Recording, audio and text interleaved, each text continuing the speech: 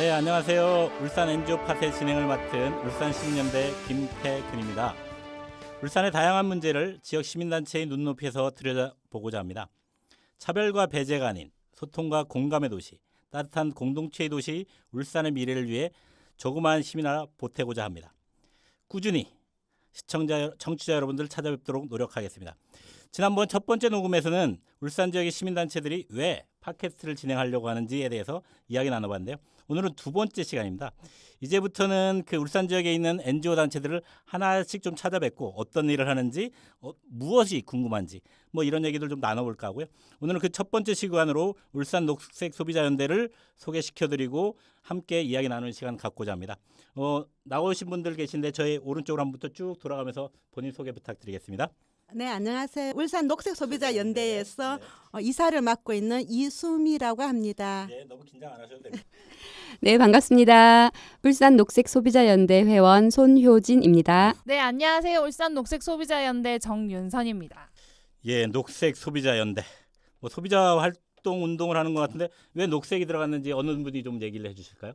네, 저희가 소비자라고 하면은 네. 소비자 보호나 이런 것도 생각을 하는데요. 저희 단체는 소비자의 권리뿐만이 아니라 책임으로서 지속 가능한 소비가 가능하도록 우리 환경과 우리 지구를 생각하는 소비를 하는 게 저희 실천을 위한 이제 그 부분이고요. 그다음에 회원분들이 이걸 실천할 때 작은 거 하나부터 실천할 수 있도록 회원분들이 같이 교육도 하고 아니면 또 그걸 또 전달하는 함께하는 작은 실천이라고 해서 한 개씩 작게 실천해보자는 이제 그런 주제를 가지고 회원들이 모여서 활동하고 또 주로 이제 교육 사업을 좀 많이 하고 있고요. 그렇게 하면서 기본적인 소비자 보호 관련된 상담이나 이제 그런 부분들 피해 구제도 진행을 하고 있습니다.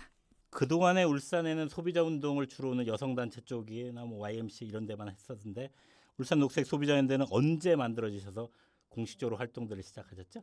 2015년 4월에 제가 혼자서 이제 노트북 하나 들고 보증금 500 들고 울산에 본인이 내려와서 산파예요, 그럼? 네, 제가 혼자 내려왔습니다. 그래서 혼자 내려와서 사무실 얻고 시작을 해서 정상적인 운영이 가능한 거는 거의 2016년부터 이사회나 회원 조직을 갖추기 시작했고요.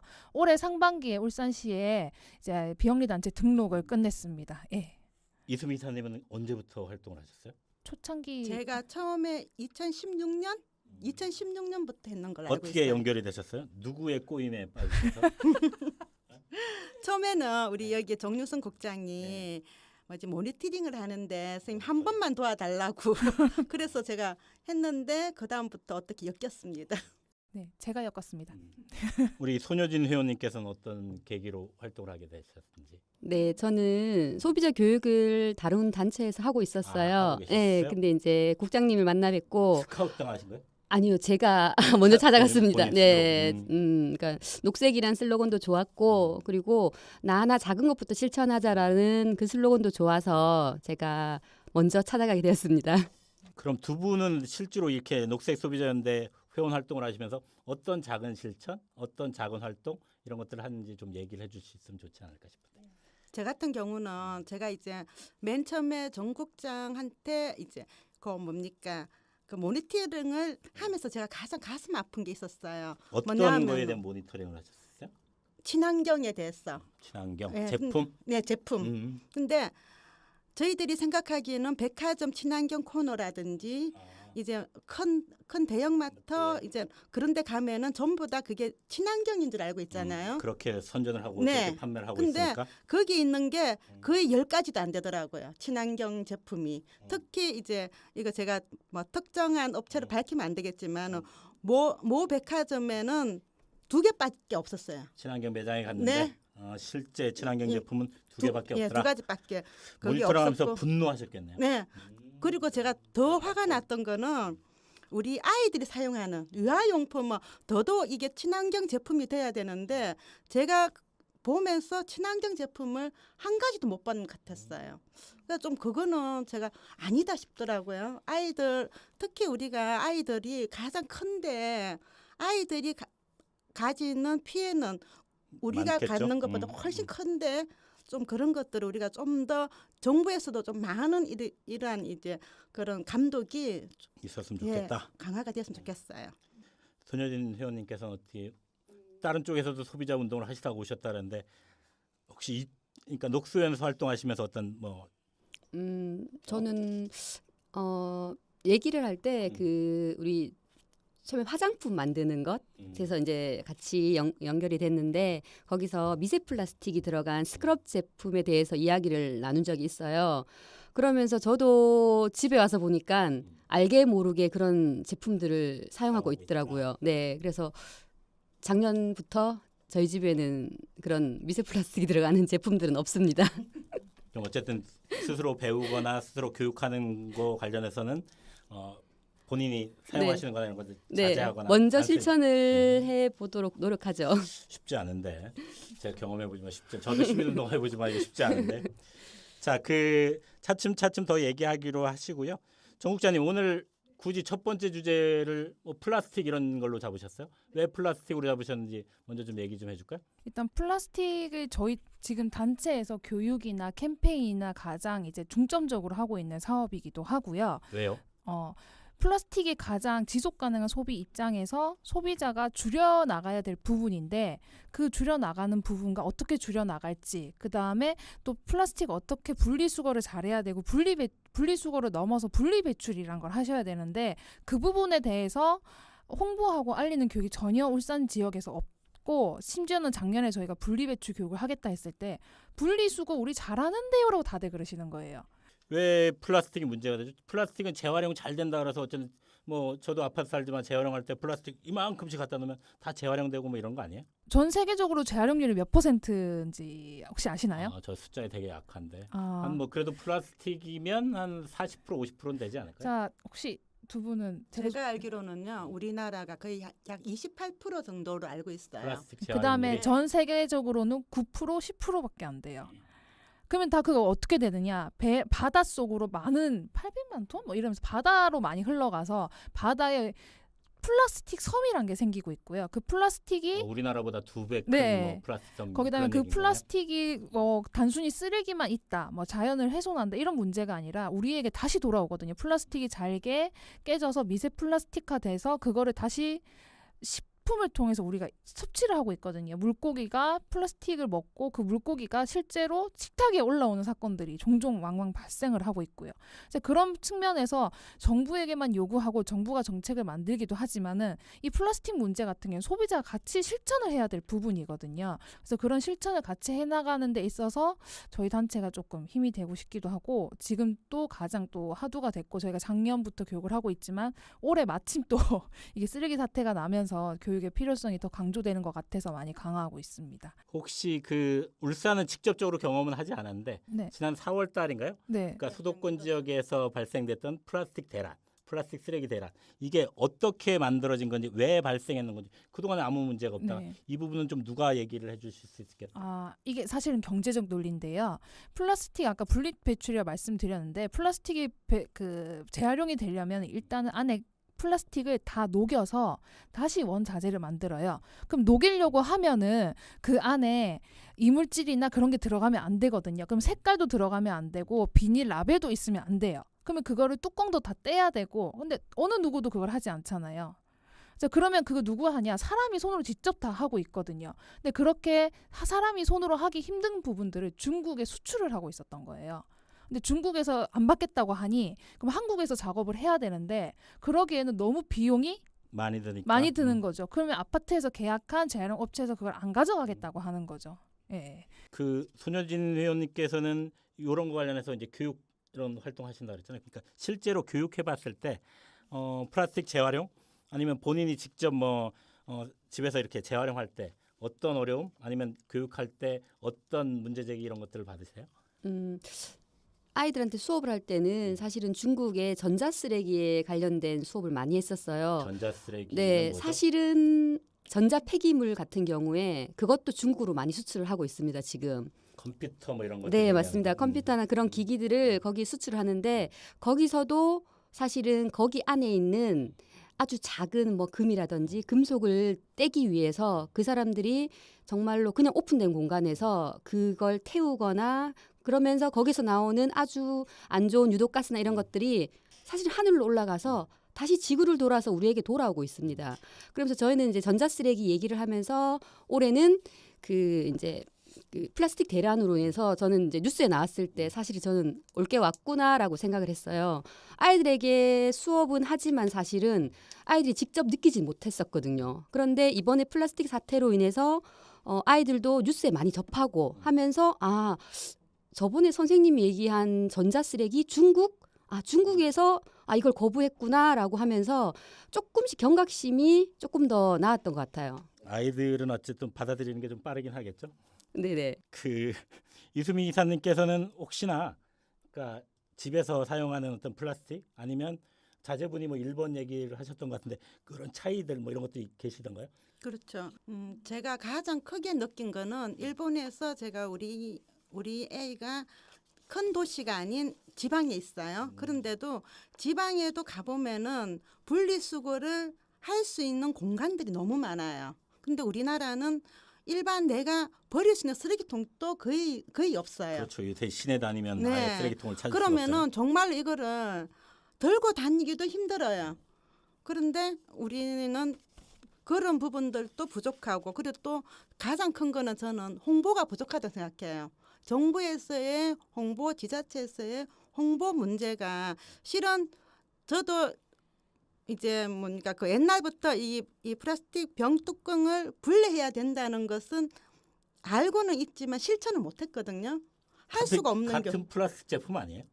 그 플라스틱이 재질별로 나눠요. 이게 같은 재질에 있는 플라스틱만 녹여서 원자재를 다시 제품을 만드는 데 쓰기 때문에 플라스틱 색깔별로 재질별로 다 나눠줘야 돼요. 아니 예전에는 저희가 그 재활용할 때 플라스틱 1번, 2번 이렇게 쭉 했지만 요새는 아파트에서 분리수거하면 그냥 플라스틱은 다 한꺼번에 처리하죠. 그 계약해서 가져가면 1차적으로 그래서 재활용 업체에서 그렇게 한다. 다시 압축해서 플라스틱만 재활용하는 공장으로 또 보내요. 거기서 우리나라만 그래요? 아니면 다른 나라들은 다른 다르게? 나라는 좀 다르죠. 그렇게 안 하더라고요. 딱 보니까 통이 따로 있어요. 병만 버리는 통, 병 뚜껑만 버리는 통, 또 병만 버리는 통. 근데 우리는 그러한 수거함이 분리가 되어 있지 않아요. 그리고 거기 붙었는 비닐, 네, 그러니까 이제 제거하는 게 이제 어렵죠. 상표 라벨. 뭐 일본 같은 데는 그냥 뚝 뜯으면은 깨끗하게 싹 떨어져요. 근데 우리나라는 그거를 뜯으면은 또 그 붙어 있고 그러니까 하질 않는 거지. 우리는 그런 수고를 일반 소비자가 하는 게 아니라 재활용 업체에서 일하시는 분들한테 네. 알아서 시키는. 네. 근데 그게 돈이 안 되니까 지금 문제가 생긴. 네. 그러면 어떻게 가야 돼요? 일단은 첫 번째는 지금 정부가 대책을 내놓고 2020년부터는 기업들이 제품의 용기나 이런 부분을 재활용이 수월하게 가능하게끔 변경하기로 했습니다. 일단 라벨에 법으로 다 그렇게 강제하겠다? 자율협약이란 이름으로 지금부터 교체를 하고 있는데요. 뭐 라벨을 만든다던가 이중 재질을 줄여 나간다던가 아니면 잉크처럼 완전 박아가지고 나가는 거를 줄이고 분리수거 가능한 형태로 이제 분리배출 가능한 형태로 이제 제품을 만들기로 했는데 일단은 뭐 법으로까지는 안 됐지만 일단 그 형태로 지금 진행 중인데 안타까운 건 빨대 얘기가 다 빠져 있다라는 거죠. 최근에 어쨌든 뭐 일회용 컵 사용하는 문제나 네. 빨대를 사용하지 않겠다라는 어떤 시민운동 뭐 이런 네. 것들도 하는데 빨대가 왜 문제예요? 그것도 같은 플라스틱이잖아요. 빨대가 재활용이 가장 어렵습니다. 커피숍에서 우리가 흔히 말하는 이제 그 일회용 컵을 쓰지 말자 그러잖아요. 그런데 그것도 저희들은 또 일반 소비자들이 사용하지 않는 이유가 있어요. 불편해요. 저희들 같은 경우도 이거를 들고 다니면은 그게 뭐죠? 텀블러. 텀블러. 네. 그러니까 네. 이제 텀블러를 저희들이 들고 다니면은 들고 다니기도 물론 불편하지만은 이게 품질이 그렇게 좋지 않는 것들이 너무 많아요. 텀블러 제품 자체에 네. 약간의 뭐 냄새도 날 수 있고 이런. 그리고 이것도 또 어떤 거는 이렇게 뭡니까 이 마개가 단단하지가 않아요. 그러면은 전부 다 새고 그리고 이거를 지금 또 이제 우리가 지금 그 많이 나오는 게 그 세척 문제잖아요. 좀 이거는 제 개인적인 생각인데 세척할 수 있는 어떤 커피숍이나 이런데 좀 개수대가 있으면은 손님들이 직접 자기 거를 좀 이제 세척을 하고 할 수 있는데 이런 것들을 거기서 일하시는 분들한테 세척해 달라고 그것도 하나의 그분들한테는 또 노동이네요. 그렇죠. 노동을 더 많이 시키는 게 되는 거죠. 고쳐야 될 게 한두 가지가 아니다.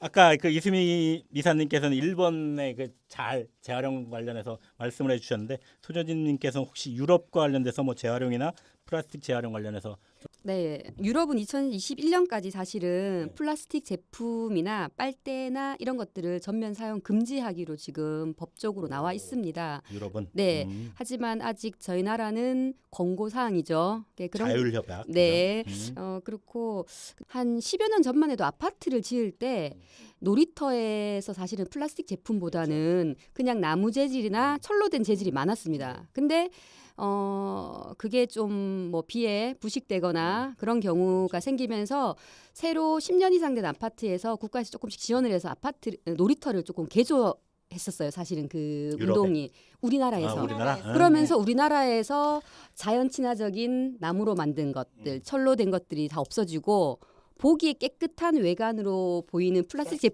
제품에 있는 놀이터가 지금 전국 곳곳에 지금 되어 있습니다. 근데 사실은 네, 유럽은 아직까지 그대로 자연을 고수하고 철로 된 제품, 그냥 색깔 입히지 않은 철 제품들을 고수해 있습니다. 근데 우리나라만 유독 그 플라스틱 색색깔, 형형색 색깔의 놀이터들이 어디를 가나 왜 있습니다. 우리나라만 그렇죠? 왜 우리나라만 예쁜 것, 보기 좋은 것, 왜 그게 정책의 문제 같아요. 정부가 잘못하는 거예요? 정부의 정부도 정부지만은 지자체에서도 제가 보기에는 지금 우리나라에 보면 지자체들이 거의 보여주기식으로 많이 하기 때문에 그런 것도 큰 하나의 저는 그 영향을 많이 미친다고 생각해요. 보기 좋은 떡이 먹기도 좋다는데 뭐 그런 거 아닌가?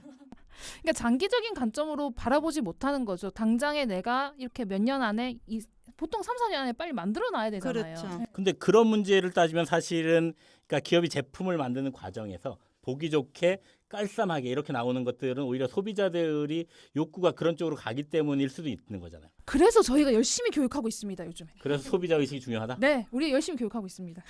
근데 그 소비자 의식이라는 게 네. 내 돈 내고 내가 사는데라는 식으로 다 가는 것에 대한 문제 제기도 있잖아요. 그건 갑질. 정말 조금 심각하죠. 그게 지금까지 저희들의 이제는 우리나라의 교육이었던 것 같아요. 지금까지. 그러니까 우리가 지금까지 잘못된 교육을 받고 살았다는 거죠. 실은 소비자라는 것은 내가 거기서 장사하시는 분도 소비자가 되는 거예요. 저희들도 소비자지만. 그 소비자라는 게 모든 사람이 모든 것이 하나의 소비가 돼야 되는데 그게 하나의 소비자로서의 내가 그 권리만 주장할 게 아니라 주장한 것 같았어요. 지금까지는. 저희 단체가 다른 데라는 게 녹색이 들어간 게 아무래도 책임이란 부분을 좀 더 강조하고 이제 권리 위주의 보호 위주의 교육이나 이제 그런 이제 정책이나 이런 부분들을 저희는 좀 더 책임성도 강조를 하고 그다음에 우리만 지금 잘 살고 우리만 지금 소비를 하면 안 되죠. 다음 세대도 똑같은 소비를 할 수 있는 그런 환경을 이제 저희가 남겨줘야 되지 않을까 싶습니다. 녹색 소비자연대 회원분들은 텀블러가 기본이다. 그러면 지금 카페나 커피숍 가면 빨대를 사용하지 않으세요? 네, 저는 그건 안 합니다. 다른 분들도? 거의 빨대를 사용할 거를 안 쓰죠. 그러니까 아직은 그 소위 얘기하는 거기서 서빙하시는 분들한테 미리 말을 안 하면 그냥 빨대를 그냥 자동으로 주죠. 다 네, 네. 꼽아주죠. 그러니까 그것도 바뀌어야 될 것 같아요. 그죠? 요구하는 네, 사람에게만 빨대를 주는 방식으로. 그러니까 뭔가 요구가 있었을 때 저쪽에서 대응을 해야 되는데 저희는 서비스가 너무 완벽하게. 풀 코스로 딱 제공되는 이런 것들도 좀 바뀔 필요는 있지 않을까 싶은데. 네. 자, 저 아파트에서 분리 배출할 때 그럼 저희 같은 사람들이 이제 어떻게 해야 됩니까? 플라스틱 문제. 분리 배출을 할 때는 좀 이제 좀 디테일하게 좀 자세히 하시면 좋겠어요. 특히 우리가 플라스틱 병 같은 거는 우리가 조금은 이제 귀찮지만은 그 라베지를 잘 제거를 하고 그리고 병을 한 번 정도는 조금 이제 헹궈서 버리시고 뚜껑도 다시 이제 분리를 좀 해주시고 특히 제 같은 경우에는 이런 뭡니까 그 우유, 우유팩 같은 거는 정말로 사람들이 그냥 버리시는 분들이 너무 많더라고요. 우리가 조금은 힘들지만 한 번 정도는 물로 세척을 한 번씩 하고 좀 분리 배출을 했으면 좋겠습니다.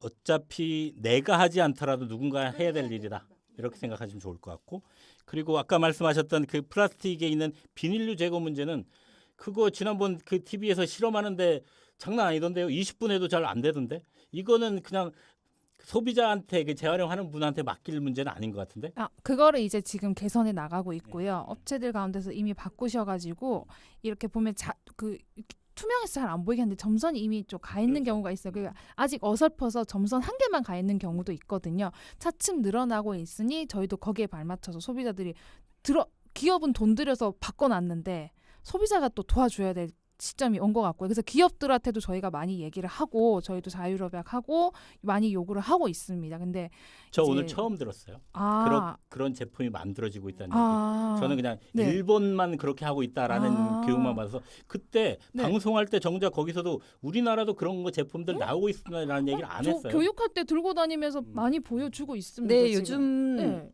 아이들 방송하는 네네. 그 친구들이 나빴어. 음료수 아이들 마시는 음료수에 상당 부분 많이 바뀌었어요. 생각보다 좀 많이 바뀌었어요. 점선으로 양쪽으로 되어 있는 게 있어요. 근데 그 점선이 사실은 점선대로 안 자기 기능을 잘 못하죠. 네, 그죠? 점선대로 잘 안 떨어지는 게 있지만 우리 그래도 믹스커피 있습니다. 딸때 이게 네, 잘안 안 떨어지는 그런 떨어지죠. 문제. 네. 역시 제품은 그래서 좀 더 디테일하게. 저희가 지금 하는 교육이 이제 그렇게 돼 있는 제품을 보여주면서 이렇게 있으면 이렇게 뜯으면 된다고. 그 다음에 뚜껑도 따면은 좀 남아 있잖아요. 그렇게 되면 공정 강정에서 그거는 이제 한 번 더 이제 조금 걸을 수 있는 기능이 있거든요. 그래서 한 가지만 더 질문을 드리면 지금 플라스틱 문제 제기할 때 이게 그냥 쌓여서 이것이 소위 얘기하는 자연 상태로 분해되는 과정이 너무 많기 때문에만 문제예요? 아니면 플라스틱 제품의 일부는 환경 호르몬이나 뭐 이런 것도 문제가 되는데 저희 나라는 그 환경 호르몬 관련해서 그러니까 특히 PVC 관련해서 뭐 따로 문제가 없는 거예요? 더 많죠. 그것도 더 문제가 많죠. 많긴 네. 하다. 네, 그것도 이제 말하자면 한참 걸리는데요. PVC만 다루려고 해도 상당 부분 네, 플라스틱에 많은 유해 물질가 그게 이제 바닷속으로 플라스틱이 들어가서 우리 몸 속에 실제로 제가 무슨 일을 받았냐면요. 생물 아기를 샀는데 생물 아기를 하려고 잘랐더니 안에서 비닐봉지가 나온 거예요. 아구찜 할 때 아, 아구. 아기. 네. 아기인가요? 아기. 저 아기. 아기인지 알았어요. 그래서 이게 왜 갑자기 아기? 그래서 거기를 봤는데 그 안에 비닐봉지가 나오는 거예요. 실제로 우리 그 바다 그렇죠. 우리 삼면에 해양 예, 쓰레기 투기 그래서 우리나라의 그 미세 플라스틱 수치가 세계적으로 2위인가 3위인가 해가지고 그렇죠. 다 해외보다 더 높습니다. 그래서 인간의 굴이나 해산물 속에서도 미세 플라스틱이 많이 나오고 있는 실정이고요. 자, 어쨌든 그 플라스틱 쓰레기 산도 있고 이래서 줄여 나가야 될 것 되게 많긴 한데 제도적으로 돌아가시면서 어떤 부분을 좀 손봐야 되겠다라는 말씀 한 마디씩 쭉 해주면서 플라스틱 얘기 좀 정리해 볼까 하는데 어떠실까요? 어떤 부분을 좀 개선했으면 좋겠다. 우리 이수미 이사님. 저는 지금까지 계속 생각한 게 일단은 홍보가 부족했고요. 홍보, 예, 지자체나 그리고, 이렇게 예, 공공기관. 또 문제는 공공기관에서 너무 많은 플라스틱 이 컵을 들고 다니세요. 특히 뭐 심지어 우리 저번 지자체 선거 선거 때도 보면은 모 시장 후보님께서는 공보물에 그 플라스틱 컵을 들고 찍은 사진이 있어요. 감수성이 떨어졌네. 쓰레기 그러니까. 사태가 난 지도 얼마 안 됐고 얼마 안 된 위에서는 날에. 정책을 만들고 난리가 났는데 그러니까 네. 그런 거를 보면은 너무 그런 분들이 아무 생각 없이 그렇게 사용하시는 것 같아요. 그냥 정책으로만 만들어 놓고 실천을 하지 않으시니까 정책 따로, 그렇죠. 현실 실정 따로. 따라 하니까 좀 네. 그런 거는 우리가 조금 변화를 바랬으면 좋겠습니다. 네. 우리 손여준 회원님께서는 네, 그러니까 개개인의 시민뿐만 아니라 지자체에서도 조금 더 민감성을 가지고 여기에 관심을 보이면 사실은 달라질 수 있다고 생각합니다. 그리고 제조업체에서도 제품을 만들 때 그냥 뭐 예쁘게 보기 좋은 떡이 아닌 정말 다음 세대를 생각해서 그 재활용이 될 수 있게끔 좀 만들어 주시면 좋겠고요. 그다음에 저희 소비자들도 나부터 실천을 한다면 우리 가정이 바뀌고 또 지역이 바뀔 수 있다라는 거 꼭 기억하셔가지고 실천을 꼭 해주셨으면 좋겠습니다. 그 자율협약 정국장님 자율협약으로 밀어서 돼요? 녹색 소비자연대 정도면 자율협약이 아니라 강제하라 이런 운동 해야 되는 거 아니에요? 근데 이제 기업과 저희가 항상 싸울 수는 없는 게 기업도 잘 바꿀 수 있도록 근데 제가 생각하는 게 기업의 변화를 쫓아가서 저희가 항상 법으로 만들어서 제도권 안에 넣는 건 한계가 있거든요. 항상 신제품이 나오고 사각지대가 나오는데 그것보다는 기업들이 책임감을 가지고 제품을 하나 만들어낼 때 안전성, 재활용성 모든 거를 고려할 수 있도록 계속적인 기업의 문화를 바꿔가는 거지 항상 기업에 강제하고 법으로 바꾸는 건 언제까지 쫓아다니면서 야 너 이거 잘못했어. 너 이거 잘못했어. 같아서 그거로는 전반적인 개선이 안 되거든요. 그래서 저는 좀 기본적으로 그런 생각의 입장에서 한 번쯤 기회를 줘보는 거고요. 그다음에 이제 중앙부처에서 정책을 만들고 시행을 하면서 지자체에 이제 내려온 경우가 있었어요. 이번에 환경의 날 같은 경우도 전체적으로 이제 전국적으로 홍보를 한다, 홍보 강화하자 해서 이제 환경의 날에 플라스틱을 하자라고 한 거예요. 근데 울산도 환경의 날 행사를 했습니다. 네, 중앙의 진행 부스에서 플라스틱 컵을 들고 음료수를 드시고 계시더군요. 그리고 저희 부스에서는 일회용품 쓰지 말자고 최대한 줄였는데 양옆에서 이제 무슨 시음한다 이러면서 종이컵이 하루에 몇 리터씩 쏟아지는데 환경의 날 행사하는데. 네. 서울에서는 짜지. 환경의 날 한다고 무대나 모든 거에 그날 하루 플라스틱 다 빼고 그렇게 행사를 준비했는데 거기에 맞춰서 플라스틱에 관련해서 줄인다고 부스는 만들어 놓고 울산이 나쁜 거예요 또 그럼. 네, 중앙 다른 지역은 그 정도까지는 아니었던 걸로 알고 있습니다. 그래서 이게 뭐냐면 중앙에서 만들어서 내려왔을 때도 지자체에서 어떻게 시행하고 그 시행을 누가 하는지 그리고 그거를 잘 시행했는지 시민들이 감시를 해야 되지 않을까 싶고요. 꼭 이 부분을 짚고 내년엔 그런 행사가 안 됐으면 합니다. 네. 그런 행사가 안 되게 잘 네. 녹색 소비자연대에서 좀 계속적인 비판 이런 네. 것들 좀 해주시면 좋을 것 같고요. 네. 자, 저희가 오늘 첫 번째 NGO 탐방 녹색 소비자연대에 세 분 모시고 얘기 나눴는데요. 마지막 정리하시면서 각자가 녹음해 보니까 어떻더라? 뭐 아쉬움들이 많긴 하실 것 같은데 뭐 그런 얘기하면서 오늘 마무리할 수 있었으면 좋을 것 같아요. 녹음하니까 예. 네. 중구난방이죠, 그죠? 네, 중구난방이에요. 근데 제가 이제 앞에 이제 단체 했던 걸 제가 녹음을 그냥 녹음했는 걸 그냥 뭐 편집 안 한 걸 들어봤는데 저는 되게 재밌게 들었었거든요, 사실은. 근데 또 저희가 들어가서 목소리나 이런 내용들이 어떻게 나올지 궁금하기도 하고 재밌을 거예요, 저희. 네. 그래서 제 목소리가 잘 나왔는지 또 그다음에 저희가 사실은 하고 싶은 얘기가 너무나 많은데 전달이 조금 미흡한 것도 없지 않아 있을 것 같고 그리고 잘 됐으면 좋겠어요. 여러분 모두 다 먼저 실천하는 것 한번 생각해 보시기 바랍니다. 네, 이수미 이사님. 저도 오늘 처음 한번 해보니까 조금 부족한 것도 있다고 생각을 하지만 또 이러한 우리가 시간들이 없으면 이렇게 저희들이 또 말을 할 수 있는 기회도 없잖아요. 정말로 이거는 참 감사한 일이고요. 그런데 정말로 아까 우리 여기 이제 우리 손효진 회원님 말씀하신 대로 중구난방등과 조금 이제 죄송스러운데 그건 우리가- 뭐 점적으로 저희 이 사회자의 책임입니다. 뭐 여러분들의 책임이 아니기 때문에 걱정 안 하죠. 그런데 이제 좀 이걸로 계기를 해가지고 우리가 조금이라도 내가 실천할 수 있는 그러한 녹색 소비가 됐으면 좋겠습니다. 저희들이 뭐 정말 아까 말씀하신 대로 텀블러 하나를 들고 다니는 게 실은 굉장히 불편하지만은 이것도 하나 내가 할 수 있는 일이니까 우리가 큰 거를 바라지 않잖아요. 많은 사람들이 그러니까 내가 할 수 있는 작은 것부터 하는 그러한 계기가 됐으면 좋겠습니다. 네, 지난 첫 번째 녹음에서는 큰 웃음 소리로 좌중을 압도했던 정 국장님 오늘 느낌은 또 새로울 것 같은데. 네, 일단은 제가 급하게 요청했지만 이렇게 같이 자리해 주셔서 두 분한테 너무 감사드리고요. 그다음에 저희 단체에서 하는 활동을 지난번과 이번 기회를 통해서 저는 아직 신생인데 이렇게 첫 기회를 주시고 또 알릴 수 있는 기회를 주셔서 너무 감사드리고요.